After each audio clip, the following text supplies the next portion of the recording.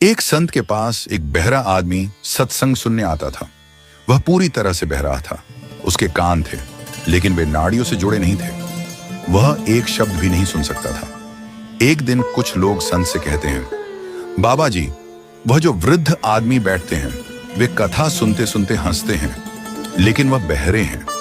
वे दो बार हंसते हैं, एक तो जब बाकी लोग हंसते हैं और दूसरा जब वे अनुमान से कुछ समझकर हंसते हैं। संत जी ने सोचा, वह बहरा है तो कथा सुनने क्यों आता है? संत जी ने देखा कि वह व्यक्ति रोज समय पर सत्संग में आता था और घंटों बैठा रहता था, कभी उठकर नहीं जाता था। यह देख संत जी को और अधिक कौतूहल हुआ।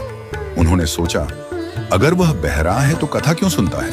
यदि वह कथा नहीं सुन सकता तो उसे रस नहीं आएगा और फिर वह यहाँ क्यों बैठेगा? संत जी ने उस वृद्ध को बुलाया और उसके कान के पास ऊंची आवाज में पूछा, क्या तुम्हें मेरी आवाज सुनाई देती है?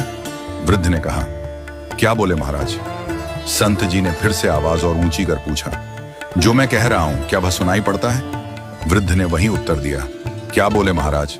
अब संत जी समझ गए कि वह व्यक्ति वास्तव में पूरी तरह से बह रहा है। संत जी ने सेवक से कागज और कलम मंगवाया और फिर लिखकर पूछा, तुम रोज यहाँ क्यों आते हो जब तुम सुन नहीं सकते? वृद्ध ने लिखा, बाबा जी, मैं सुन तो नहीं सकता, लेकिन यह तो समझता हूं कि जब कोई महापुरुष बोलते हैं तो उनका शब्द पहले परमात्मा में डुबकी मारता है। वे जो बोलते हैं वह मेरी आत्मा को छूता है, भले ही मैं उसे सुन नहीं पाता, इसी कारण मैं यहाँ आता हूँ।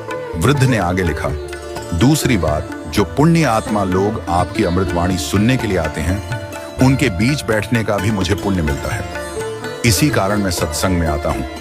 मुझे तो आपका आशीर्वाद और वाणी का प्रभाव अपने शरीर में महसूस होता है। संत जी ने देखा कि यह वृद्ध व्यक्ति तो गहरी समझ वाला और आध्यात्मिक दृष्टि से संपन्न है। उन्होंने वृद्ध से पूछा, तुम रोज सत्संग में समय पर क्यों आते हो और हमेशा सामने बैठते हो?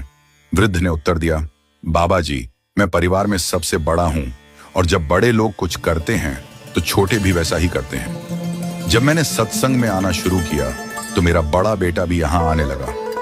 शुरू में मैं उसे बहाने से लाता था, लेकिन फिर वह अपनी पत्नी को लाया और पत्नी ने बच्चों को लाया। अब पूरा परिवार यहाँ आता है। मुझे लगता है कि इससे घर में संस्कार आ रहे हैं। संत जी ने उसकी बातों को ध्यान से सुना और समझा। उन्होंने कहा, तुम्हें हंसने का पूरा अधिकार है और तुम्हारा यह कार्य भी बहुत पुण्यकारी है। तुम्हारी उपस्थिति से तुम्हारे परिवार को भी लाभ मिल रहा है। सत्संग और ब्रह्मचर्चा का पुण्य इतना महान होता है कि भले ही कोई सुन न पाए, केवल वहां उपस्थित होने मात्र से वह व्यक्ति जीवन के पाप और ताप से मुक्त हो जाता है।